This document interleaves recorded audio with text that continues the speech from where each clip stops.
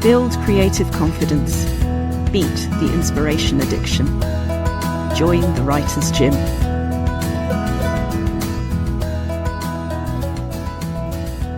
Way back before the writing room, I used to go to cafes with a friend or several friends, and we would each be in our own world on our own laptop or in our own notebook, in our absolutely own universes, but still with somebody around to look after things. And that was what inspired me to believe the writing room was a necessity in my life. And it grew with the Writer's Gym, and you turn up for as long or as short as you want. And it really is a delight to begin the week like that. I run the writing room every Monday. Anybody on my mailing list can turn up, and we sit and we write, and some of us have our cameras on and some of us have our cameras off, and it is all about having the company. But one of the things that happened today was that one of the members said, "I shot a should fairy today," and we were all very, very happy, those of us who are members and are used to my phrasing of things, because shooting a should fairy is when you notice what the shoulds are that are swarming around your face, going, you should be like this or you should do that. The thing about the should fairies is the real way they overwhelm you is not by telling you what to do, but by telling you that there is a right answer and a wrong answer. So if, like this Writer's Gym member, you're choosing between options and you're instinctively going, which should I pick? Or so-and-so would probably pick that one. Or somebody would think that this is a better idea than this one.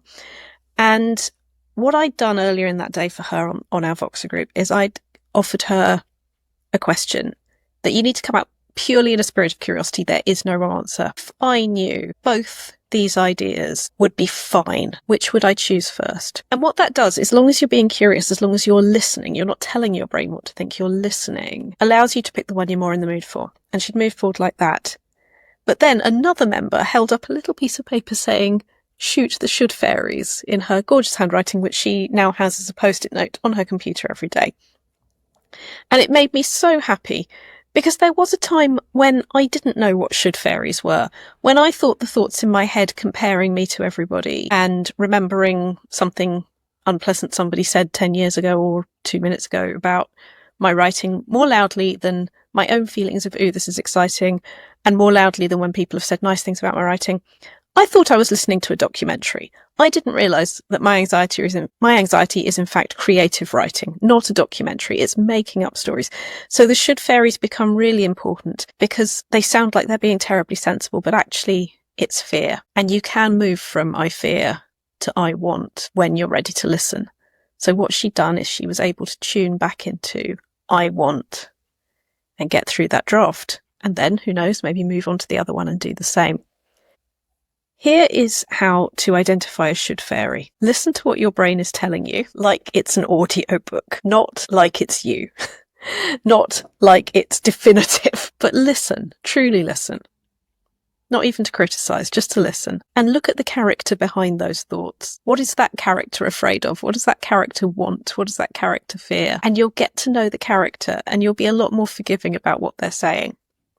And then all you need to do is step back a little and ask, if I knew this was going to be fine, what would I choose? And that's how you find out what you're curious about. And here's what we know about curiosity. Curiosity, confidence, creativity. In that order. Because confidence does not feel like confidence. Confidence feels like focus. It feels like interest. It essentially is curiosity. And it's from that we get our ideas to develop. It's from that we have the fun that creates the individual voice that makes those words happen for us or through us. Yes, it's coming from us, but it can feel like through. It can be that enjoyable. And you can find your way into that a little bit more every day. Listen to the should fairies. Please know you're shooting them with a water pistol, not a gun. And that water pistol is all it takes, because it just takes going, haha, that's silly, and moving forward as your curious, confident, creative self. You've visited the Writer's Gym with author and coach Dr. Rachel Knightley. Production and sound design are by Ashley Lexine, and theme music is by Chris Gregory. To join a Writer's Gym workout online or in London, as a guest or as a member, visit writersgym.com or email thewritersgym@rachelknightley.com.